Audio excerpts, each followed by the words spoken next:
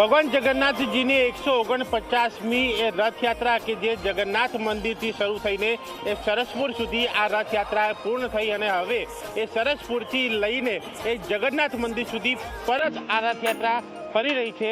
જ્યાં ગજરાજ જે છે એ કાલુપુર બ્રિજ ઉપર પહોંચ્યા છે। એ દ્રશ્યો આપને અહીંયા બતાવી રહ્યો છું કે જ્યાં એ ગજરાજ ધીમે ધીમે એ સરસપુરથી એ કાલુપુર બ્રિજ ઉપર આવ્યા છે અને કાલુપુર બ્રિજ થઈને કાલુપુર સર્કલથી પ્રેમ દરવાજા, તંબુ ચોકી, શાહપુર દરવાજા થઈને ઘી કાંઠાથી ખમાસાથી પરત એ જમાલપુર મંદિર જે છે ત્યાં ફરશે। અને જે પ્રકારે આ દ્રશ્યો એ કાલુપુર બ્રિજ ઉપરના જોઈ શકાય છે, જ્યાં ગજરાજની આગળ એ 1 નંબરનો એ ટેબ્લો એ ઝૂ વિભાગનો અને સાથે ફોરેસ્ટ વિભાગની ટીમ અને સૌથી આગળ એ પાણીનું ટેન્કર એ અમદાવાદ મ્યુનિસિપલ કોર્પોરેશનનું એ પાણીનું જે ટેન્કર જોઈ શકાય છે।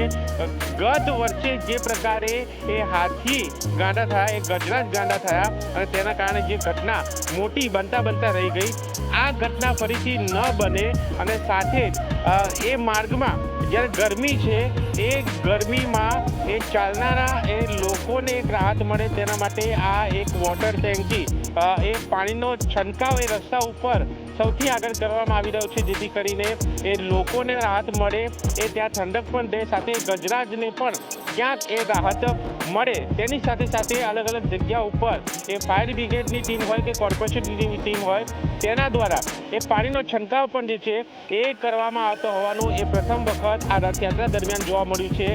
ગજરાજ ઉપર એ સેન્સરો લગાવવામાં આવ્યા છે, જીપીએસ સિસ્ટમ લગાવવામાં આવી છે, જેથી કરીને એનું લાઈવ મોનિટરિંગ થઈ શકે અને અલગ અલગ વ્યવસ્થા સાથેની આ જે રથયાત્રા જે છે એ 30,000 કરતાં વધારે એ પોલીસ કર્મચારીઓનો બંદોબસ્ત અને એઆઈ સહિતની એ ટેકનોલોજી, એ સીસીટીવી કેમેરા સહિત એ ટેકનોલોજીના ઉપયોગ સાથે આ રથયાત્રાનું જે આયોજન કરવામાં આવ્યું, એ રથયાત્રા એ સરસપુરથી લઈને હવે નિજ મંદિર તરફ આગળ વધી રહી છે અને કાલુપુર એ સર્કલ ઉપર એ ભક્તોની ભીડ જોઈ શકાય છે।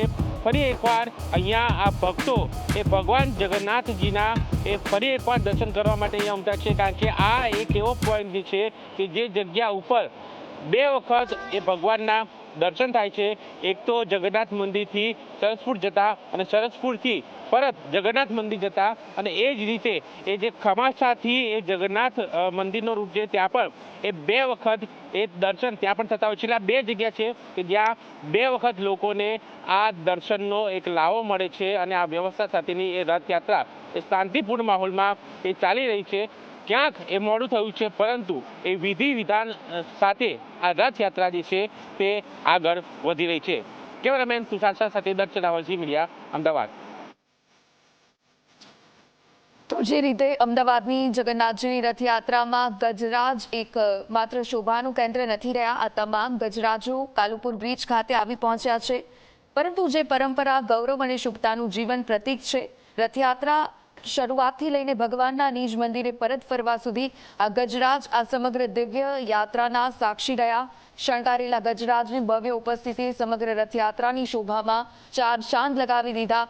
ભક્તોએ ગજરાજના દર્શન કરીને પોતે પણ ધન્યતા અનુભવી। તો આ સાથે ગજરાજે માત્ર રથયાત્રાના પ્રસ્થાન જ નહીં, પરંતુ લાખો ભક્તોની અતૂટ શ્રદ્ધા, સેવાભાવી સંસ્થાઓની નિસ્વાર્થ સેવા અને આ સાથે વહીવટી તંત્રના સુચારુ આયોજનના પણ સાક્ષી બન્યા છે। દિવસભરની આ ભક્તિ, પરંપરા અને ઉત્સાહથી ભરપૂર વાતાવરણ વચ્ચે ગજરાજની ગૌરવપૂર્ણ હાજરી અમદાવાદની આ ઐતિહાસિક રથયાત્રાને વધુ ભવ્ય અને આ સાથે દિવ્ય પણ બનાવી છે। એક લોકવાયકા છે કે આટલા બધા લોકો, આ જન સૈલાબ તમે જોઈ રહ્યા છો, શ્રદ્ધાથી ચાલી રહ્યો છે। 18 કિલોમીટર લાંબી આ રથયાત્રામાં જ્યારે તમામ લોકો ભાગ લઈ રહ્યા છે, તે દરમિયાન ક્યાંક થાકી ન જાય તેના માટે મગનો પ્રસાદ પણ વહેંચવામાં આવે છે અને લોકવાયકા કહેવામાં આવે છે મગ ચલાવે પગ, એટલે કે ભગવાન જગન્નાથજીની એક એવી કૃપા કે જેમની ઈચ્છા હોય ત્યાં ભક્તોના પગ આપોઆપ ચાલી પડે છે। ભક્તો માનતા હોય છે કે ભગવાન પોતે જ તેમને પોતાના દર્શન માટે બોલાવે છે। લોકોમાં જે રીતે હાલમાં ઉત્સાહ જોવા મળ્યો અને ત્યારબાદ હમણાં ભાવુકની આ ક્ષણ કે જ્યારે ભગવાન પોતે નિજ મંદિર ખાતે હવે પરત ફરી રહ્યા છે, તો ભગવાન જગન્નાથ જેને બોલાવે તેને જ આ રથયાત્રાના દર્શનનો લાભ મળે છે। 24 કલાક સતત સવારથી તમને રથયાત્રાની પળની અપડેટ્સ આપી રહ્યું છે। એટલે જ દર વર્ષે લાખો ભક્તો આ પવિત્ર અવસરને જીવનનું સૌભાગ્ય માને છે। આ ભક્તિભાવ જે રીતે દર્શાવવામાં આવી રહ્યું છે, આ ઐતિહાસિક ક્ષણના તમામ લોકો સાક્ષી બની રહ્યા છે।